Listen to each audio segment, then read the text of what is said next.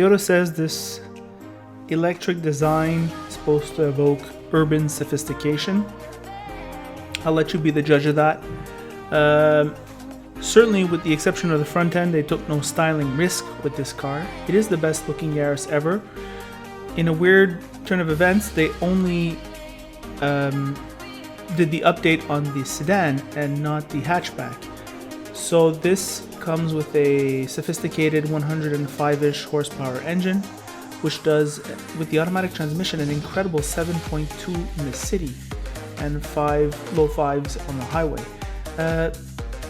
The build quality is pretty good for a car in this class, and the rear seat room is what you would expect in this class. There's not a lot of room.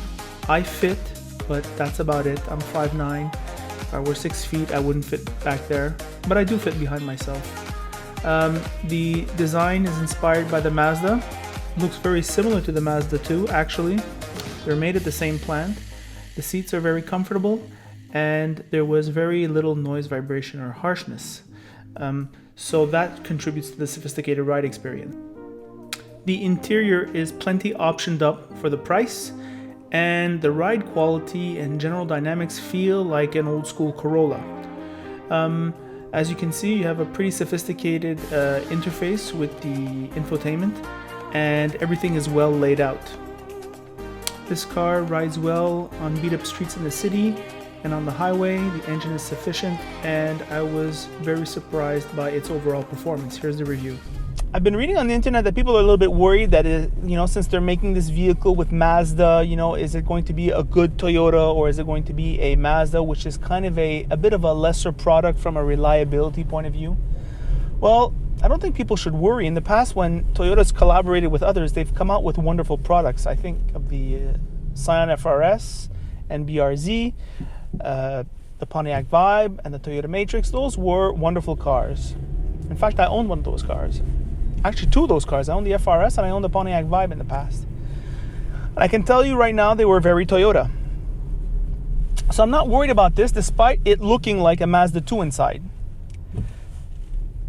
Comments about the category. When you're buying a car like this, what you're really looking for is a point A to point B vehicle.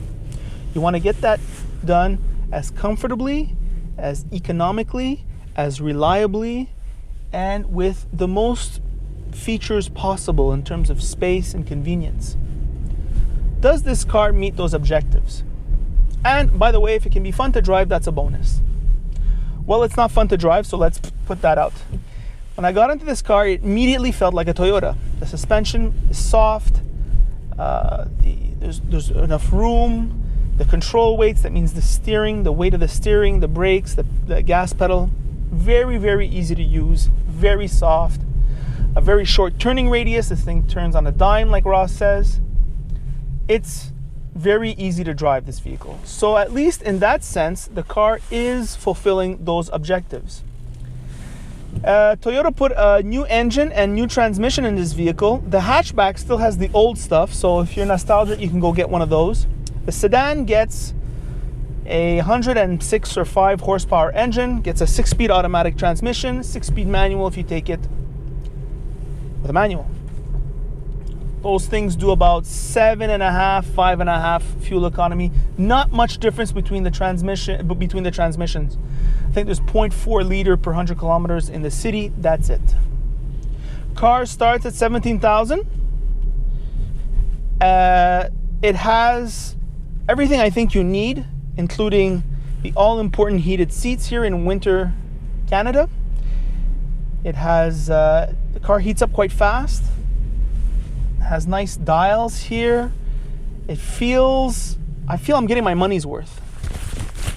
On the highway, it differentiates itself from its arch rival, the Honda Fit, by being nice and quiet on the highway. However, this car is not as fun to drive as the Honda Fit, so that's the classic trade-off. You would think Honda, because they charge just a little bit more, would get that highway drive right by now. I don't know how fast this car cools off in the summer with the AC, but Toyotas, in my experience, have always had excellent air conditioners. There are nice connections for your wireless devices here in the center console.